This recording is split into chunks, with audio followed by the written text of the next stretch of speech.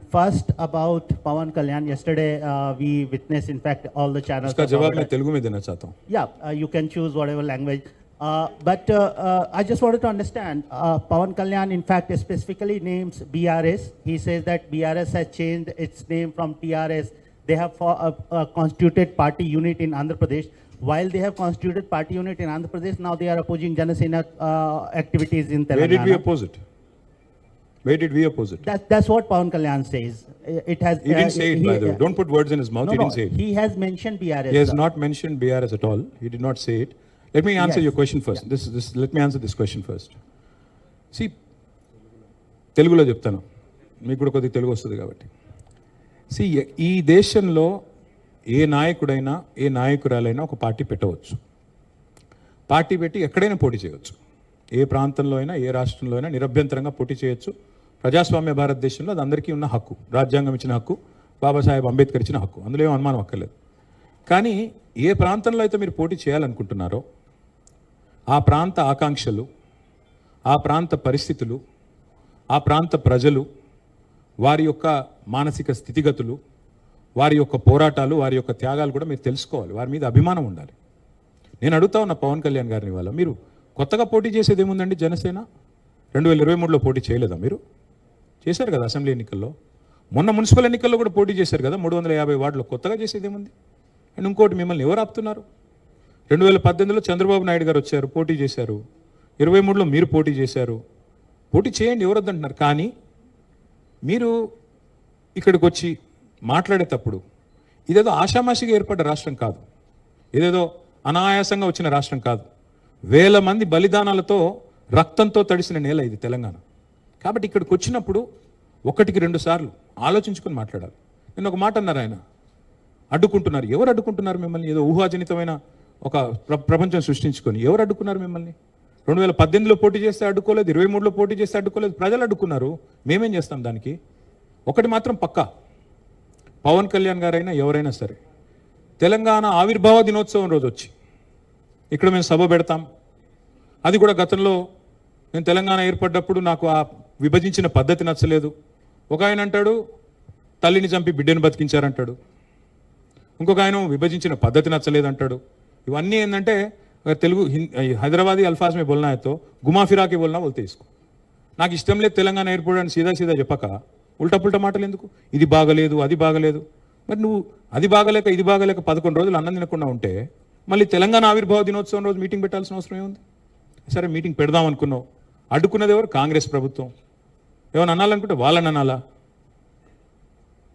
కాబట్టి పవన్ కళ్యాణ్ గారైనా ఎవరైనా ఈ దేశంలో ఎక్కడైనా పోటీ చేయొచ్చు, మాకు అభ్యంతరం లేదు.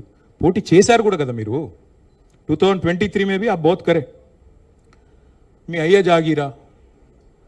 నేను ఒకటి మాత్రం పవన్ కళ్యాణ్ గారు గుర్తుపెట్టుకోవాలి, తెలంగాణ ఖచ్చితంగా తెలంగాణ భూమిపుత్రుల జాగీరు. తెలంగాణ భూమిపుత్రుల జాగీరే తెలంగాణ. ఇందులో ఎవరికి అనుమానం కూడా అక్కర్లేదు. 100%. ఈ నేల కోసం కష్టపడ్డ వాళ్ళు, ఈ నేల కోసం పోరాటాలు చేసిన వాళ్ళు, ఈ నేల కోసం త్యాగాలు చేసిన వాళ్ళు, నెత్తురుతో తడిచిన నేల ఇది. ముమ్మాటికి తెలంగాణ ఈ భూమిపుత్రులు, ఇక్కడున్న 4 కోట్ల మంది జాగీర్ ఇది. కానీ మీరు రండి, ఇక్కడే ఉండండి, మీ కుటుంబాలు ఇక్కడే ఉన్నాయి, మీ వ్యాపారాలు ఇక్కడ ఉండండి, ఎవరొద్దన్నారు? 10-12 ఏళ్లలో ఎక్కడన్నా చిన్న సమస్య వచ్చిందండి?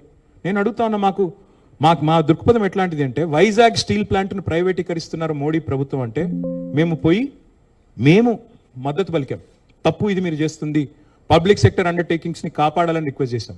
That is our philosophy. ప్రాంతాలుగా విడిపోయినా ప్రజలుగా కలిసి ఉండాలని కోరుకున్నాం. కానీ నిన్న పవన్ కళ్యాణ్ గారు ఇంకొక 2 మాటలు మాట్లాడారు. ప్రాంతీయవాదం అన్నారు. ప్రాంతీయవాదం ఉగ్రవాదం కంటే ప్రమాదం ఏదో అన్నాడు ఆయన.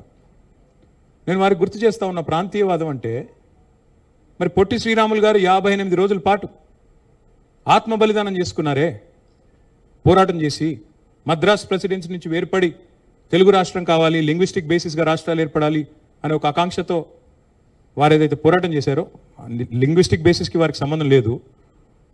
మద్రాస్ నుంచి ఆంధ్ర రాష్ట్రం వేరుపడాలని పొట్టి శ్రీరాములు గారు 58 రోజులు నిరాహార దీక్ష చేశారు. అది కూడా ప్రాంతీయవాదం అంటారా? ప్రాంతీయవాదం అంటే నేను ఇంకో ప్రశ్న అడుగుతా ఉన్నా పవన్ కళ్యాణ్ గారిని.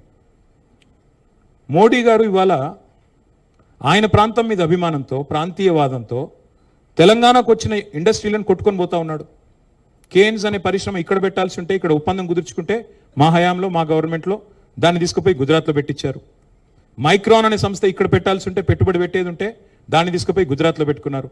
మరి జాతీయవాదం ముసుగులో చేస్తున్న ఈ ఆర్థిక ప్రాంతీయవాదం కరెక్టా? ఏది కరెక్టు? అంటే ప్రధానమంత్రి గారు గుజరాత్కే ప్రధానమంత్రిగా వ్యవహరించడం కరెక్టా? చెప్తారా దీనికి సమాధానం పవన్ కళ్యాణ్ గారు? కాబట్టి ప్రాంతీయవాదం, ఇంకో మాట, చాలా విచిత్రమైన మాట అన్నారు నిన్న ఆయన. ఇంకొన్ని రోజులు అయితే జనగణమన పాడరు. మాకు జనగణమన మాకు నేర్పించాల్సింది ఏం లేదు. దేశభక్తి గురించి మాకు పవన్ కళ్యాణ్ గారి దగ్గర పాఠాలు నేర్చుకోవాల్సిన అవసరం లేదు. ఈ నేల ఆనాడు నిజాం సర్కార్కు వ్యతిరేకంగా పోరాటం చేసిన నేల, కమ్యూనిస్టులు కదం దొక్కిన నేల ఇది. కాబట్టి మాకు పోరాటాలు కొత్త కాదు, మాకు యుద్ధాలు కొత్త కాదు, త్యాగాలు కొత్త కాదు. మాకు వాటి గురించి జాతీయ భావన ఉంది. ఇక్కడ దేశాన్ని గౌరవించే సంస్కృతి ఉంది. వి contribute to the nation. We are less than 3% of India, but we contribute to 5% of India's GDP. So we don't need any kind of moral lectures are moral policing from వారు. ఆంధ్రప్రదేశ్ ఉప ముఖ్యమంత్రిగా వారిని గౌరవిస్తాం. వారిని ఆంధ్రప్రదేశ్ ఉప ముఖ్యమంత్రిగా డెఫినెట్గా గౌరవిస్తాం. ఒక కళాకారుడిగా, ఒక నటుడిగా అభిమానిస్తాం. ఒక సోదరుడిగా ఇంటికి వస్తే బిర్యానీ పెడతా, హైదరాబాదీ బిర్యానీ పెడతా. కానీ వచ్చి మా సెక్రటేరియట్లో కూర్చొని పెత్తనం చేస్తాము మా రాజకీయాల్లో. మరి ఇంకా మొన్ననే కదా వేరుపడ్డది, ఇంత కష్టపడి 60 ఏళ్ళు పోరాటం చేసి మొన్న వేరుపడ్డాం 2014లో. మొన్న చంద్రబాబు నాయుడు గారు రానే వచ్చే 2018లో, మళ్ళీ ఇప్పుడు మీరు కూడా వస్తారు 2023లో. That's all I'm saying. And last word I would like to say on this. Pawan Kalyan గారిది ఈ మధ్యన ఓజీ అని సినిమా వచ్చింది. I would like to remind my brother Pawan Kalyan, we have a Telangana OG KCR. ఇక్కడ మా కేసీఆర్ గారు ఉన్నారు, ఆయన చాలు మాకు. He will take care of us, he will take care of the state and our issues. A supplementary. Yeah, Ratna.